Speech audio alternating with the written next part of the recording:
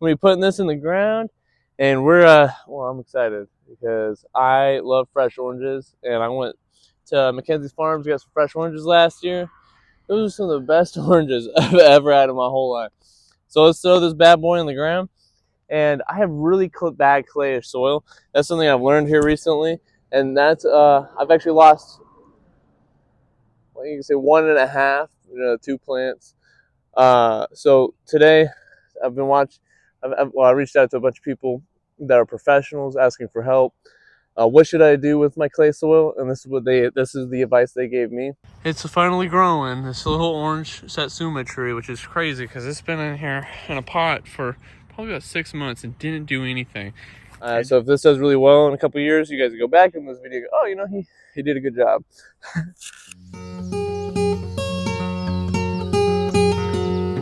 You got him? Every video I've watched, they wanted you to fill a hole up full of water, let it drain out. And what this does is this gets you want to see how fast it drains. You can see all these roots in here and stuff. They'll all decompose over time.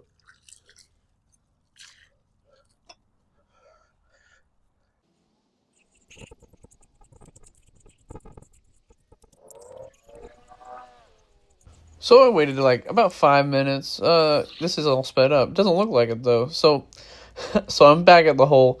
I gave up. I'm like, okay, I don't think there's any air pockets in this, so it's good to wet your soil down, even if it doesn't drain. And the reason this is to make sure that there's no air pockets. So I'm trying to get some of that organic matter in there before I start putting that, because that's all going to decompose and add a little bit of nutrients for the plant.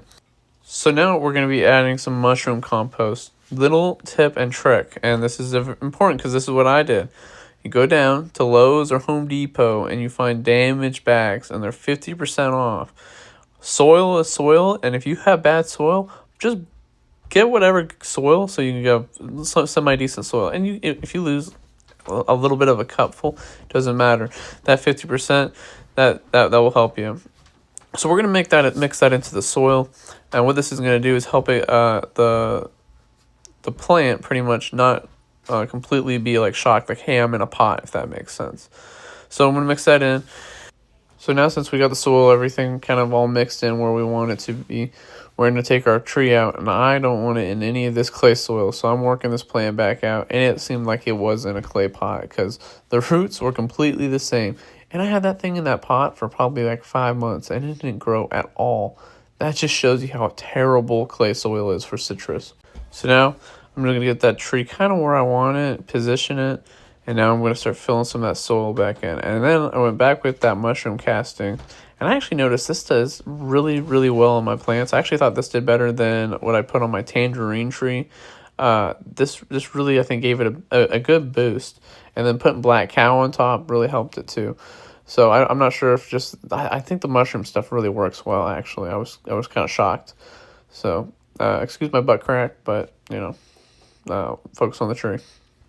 Look at this cute little grub I found on the ground. That's going to be fed to my chickens. So as you can see, the water did not drain. So right now what we're going to do is we're making this tree is going to be a lot higher than the rest of the soil. It's going to be kind of on a mound here. And this is going to help that tree not have wet roots. That mound will help a lot of that water go away once it's above, and all this soil will be good.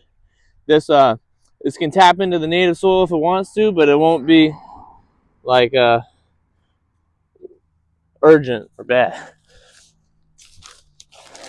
So we're going to use our black cow now.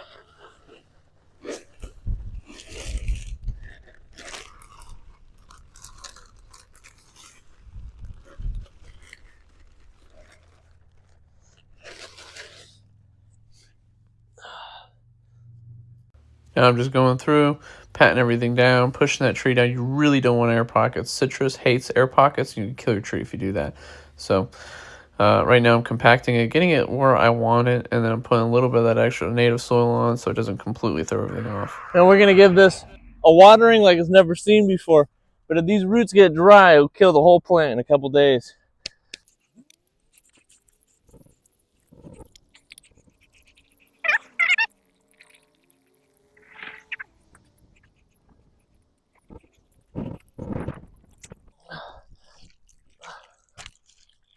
Ouch.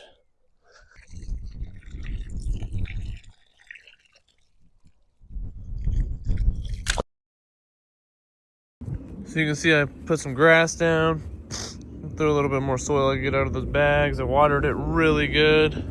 So we'll see how this comes along for the next couple years. Oh, I stepped in an ant nest. But my phone kept falling on me because of how windy it's getting. It's kind of making me mad. So I'm back with the trees probably about 3 weeks later, 2 weeks, somewhere around there. But I'm gonna show you guys how they look and how much they've grown. So I got a tangerine tree. This is all new growth right here. Hasn't done too much, but I did use that mounding method. And then this one, oh my goodness, this one just exploded. That's all new growth. So I chopped it, I cut it right there, if you guys can see that. You see where I cut that? So I cut that, so this is all, it probably grew 1, 2, 3, 4, 5 inches all by itself. So this mounding method does work, which is really nice because I killed too many citrus trees. It's just kind of crazy. Killed 2, but 2 is too many. They're not cheap. So, well, I hope you guys enjoyed this video. Stay tuned into Hertz Homestead because we got big plans for the future.